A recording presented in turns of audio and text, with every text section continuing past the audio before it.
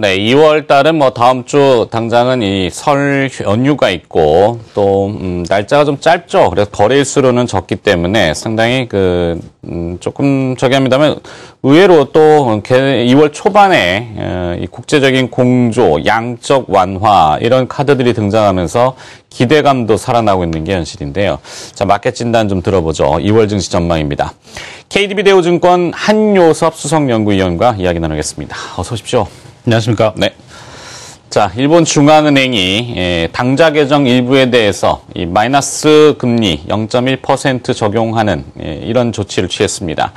뭐 시장 일각에서는 아베의 세계의 화살, 금융 완화나 재정 확대, 뭐 구조 개혁 이런 것들의 결실을 보기 위한 시간 벌기용에 지나지 않는다 이렇게 이야기도 하고 있는데요. 어떻습니까? 무엇보다 이제 일본을 필두로 해서 각국 중앙은행들이 뭔가 경기 부양을 위해서 다양한 액션들을 취하고 있다는 것은 당연히 글로벌 경제나 주식시장에 긍정적으로 평가를 할 수 있을 것입니다. 과거의 사례를 살펴보시더라도 미국이나 유로존 20이라든지 일본, 중국이 금리 인하를 한다든지 아니면 여러 각종 양쪽 완화를 할 때 글로벌 주식시장이 단기적이긴 하지만은 글로벌 유동성 랠리를 보이면서 코스피도 박스권 상단까지 올라가는 흐름들이 나타나는 모습들이 있었기 때문에 이번 BOJ 마이너스 금리 같은 경우에도 당연히 주식시장에 긍정적으로 평가는 할 수 있을 것 같습니다.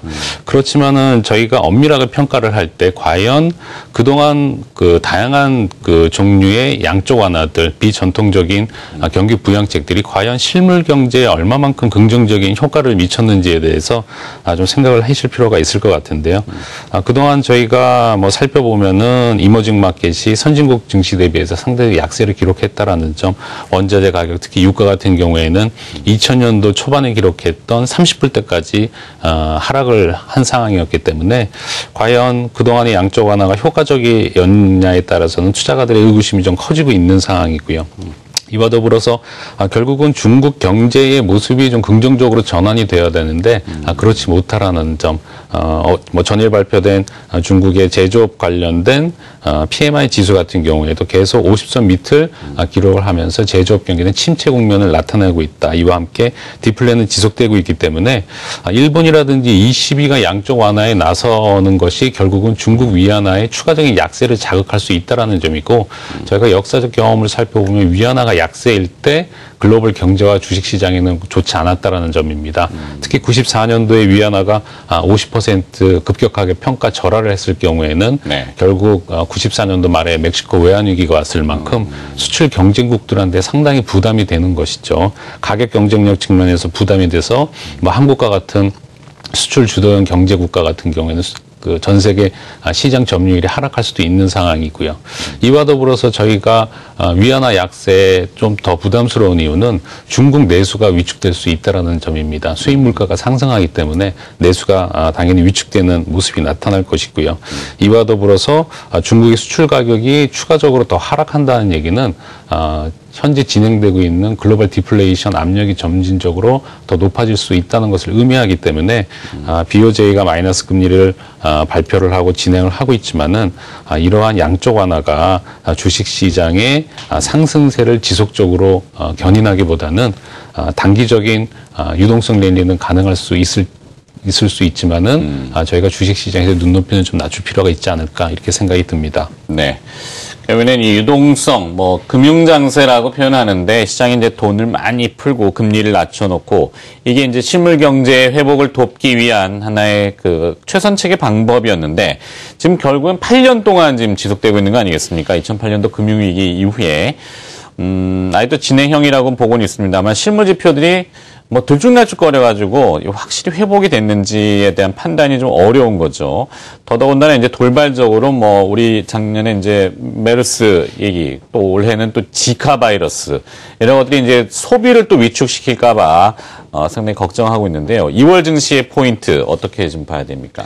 크게 두 가지를 저희가 좀 염두에 두고 있는데요. 첫 번째는 이제 중국 경제 주식시장 과연 안정세를 보일 수 있는지 거기에 대해 이제 초미의 관심이 집중될 것으로 예상이 되고 있습니다. 1월 달 한국을 포함한 글로벌 증시의 급락세를 이끌었던 것은 결국 중국 환율 그리고 주식시장의 급락 그리고 중국 관련된 경제 지표들이 좋지 않게 나타났다는 점을 고려해 본다 그러면 저희가 무엇보다도 중국 관련된 지표 중에서 관심을 가져야 될 첫 번째 것이 이번 주 주말에 발표될 중국의 외환 보유고가 아닌가 이렇게 생각이 듭니다. 12월 달에 중국의 외환 보유고가 무려 전체 외환 보유고 대비 3% 이상 규모에 해당하는 1,079억 달러가 급감했기 때문에 이로 인한 중국 금융시장의 안정성이 좀 훼손되는 거 아니냐, 그로 인한 불안감이 좀 확대되는 국면이 있었기 때문에 무엇보다도 중국의 외환 보유고 감소 폭이 얼마만큼 될 것인지에 좀 초미의 관심이 집중될 것으로 예상이 되고요.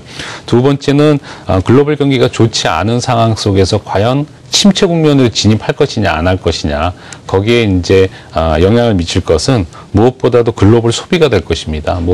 무엇보다도 미국의 소비가 현재 견조한 상황인데 이러한 것들이 최근에 금융시장 불안, 자산 가격의 하락으로 인해서 소비 심리가 훼손되면서 소비가 좀 줄어드는 모습이 나타나면 결국은 하반기에 저희가 원치 않는 글로벌 경기 침체 국면으로 들어갈 수 있는 국면이기 때문에 유로존 소매 판매, 미국 소비 할 거 없이 글로벌 소매 판매라든지 소비 관련 그리고 소비 심리 관련된 지표들을 2월 달에 좀 주목해서 보실 필요가 있을 것 같습니다. 네.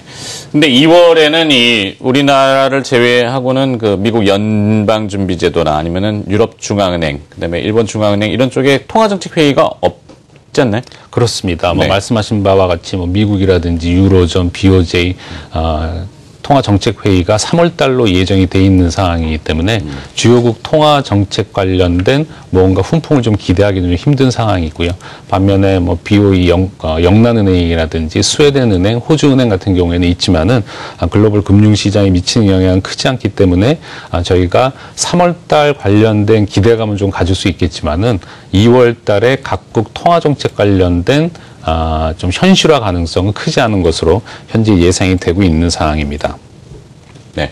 자, 그렇다면 예상되는 코스피 지수의 밴드는 2월에는 어느 정도로 지금 측정하고 계십니까? 저희 대우증권 같은 경우에는 상단을 타 증권사보다 조금 낮게 잡고 있는 상황입니다. 1950 정도로 잡고 있는 상황이고요. 1950포인트. 네, 예상 PBR 기준이 0.9배 정도 되는 수준인데 왜 이렇게 좀 낮게 잡고 있는가 이렇게 좀 의구심이 크실 텐데 말씀드린 바와 같이 3월달 정책에 대한 기대감은 크지만은 과연 정책이 파격적으로 나올 거냐에 대해서는 여전히 좀 의구심이 있는 상황이고요.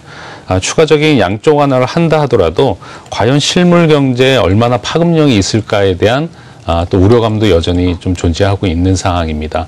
지난해 12월 같은 경우에도 ECB가 마이너스 금리 폭을 추가로 인하를 했음에도 불구하고 12월 달 글로벌 증시 그렇게 좋지 않았고요. 과연 투자가들이 양적 완화 관련된 효과에 대한 의구심이 점진적으로 커지고 있는 상황이기 때문에 ECB의 추가적인 양적 완화 그리고 3월 달에 페드가 과연 금리 인상에 나설지 아니면 동결을 할지, 과연 동결한다고 했을 때 금융시장의 반응이 과연 긍정적인지에 대해서는 아직까지 좀 예상하기는 좀 어려운 상황이고요. 왜냐하면 페드가 금리 인상을 하지 않고 금리를 동결한다는 얘기는 결국 페드에서 생각하는 글로벌 경기 그리고 미국 경제의 모습이 자기들이 원치 않는 방향으로 간다는 것을 의미하기 때문에 네. 과연 금융시장이 긍정적으로 해석할 수 있을지에 대해서는 좀 확신이 안 든 상황이기 때문에 2월 달 정책에 대한 기대감은 있지만은 눈높이를 조금 낮추는 것이 바람직하지 않을까 이렇게 예상을 하고 있습니다. 네. 자, 마켓 진단 들어봤습니다. 2월은 좀 짧으니까 좀 긴 3월에 다시 한번 또 나와주시기 바라겠습니다. 네, KDB 대우증권의 한요섭 수석연구위원이었습니다. 고맙습니다. 감사합니다. 네, 출발 증시 830은 여기까지입니다. 잠시 후 또 다음 코너 오프닝 브릿지 때 다시 찾아뵙겠습니다.